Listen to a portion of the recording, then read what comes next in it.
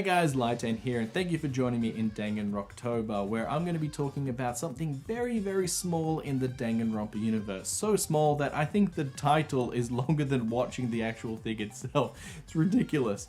So let's see if Super Danganronpa 2.5 Nagito Komaeda and the Destroyer of Worlds is worth it.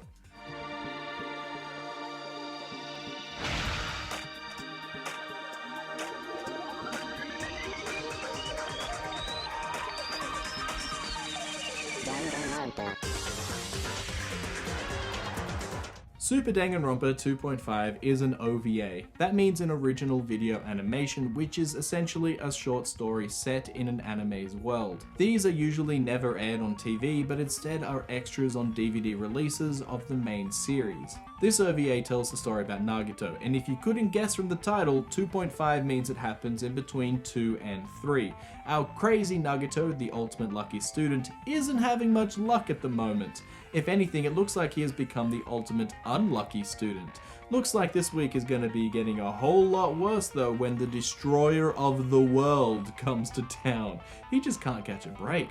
This is a short story, so there isn't a whole lot of things to say, but as an OVA, it is a little bit unique because it's very long. It's 25 minutes for an OVA, where most of those go for like 5, so that's strange.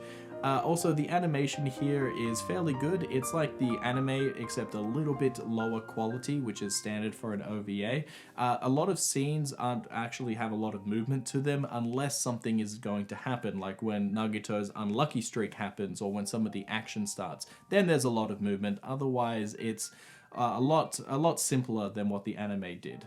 The story is also very simple and acts as a way to fill in a tiny part of the story that was missing from Danganronpa 3. This is what the students were doing after Danganronpa 2, something I was surprised wasn't addressed in the anime at all. For this reason, it does have a purpose to exist and it isn't just for fun like most OVAs are. It seems like the creators wanted to have some fun with this though, because there are quite a few funny scenes and, Nagito being unlucky and a few characters, interacting in ways that they never would have in any other media. It's just a whole bunch of fun.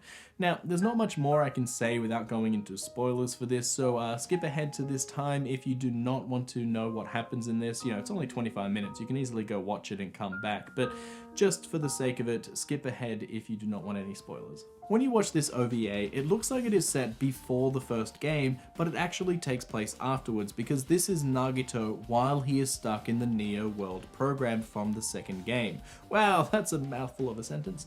But anyway, it is really explored here. Izuru is the world destroyer and he needs to destroy Nagito's world for him to wake up in the real world. Okay, but I don't really understand how that works.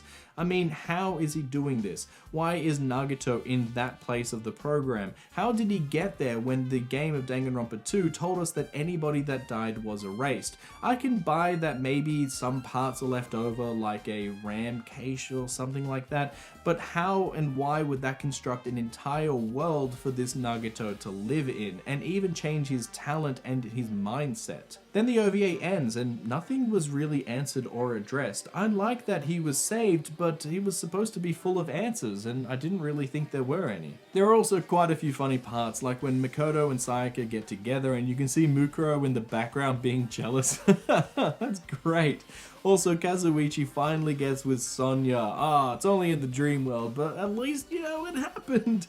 The ending was funny as well with how Nagito's luck killed him. I knew it was gonna happen, but still seeing it was quite good. In my opinion, I think that Super Danganronpa 2.5 was not worth it.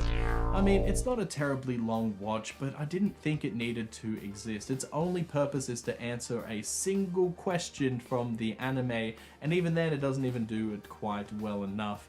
I don't think it is a terribly bad OVA, I just don't think it's worth the time.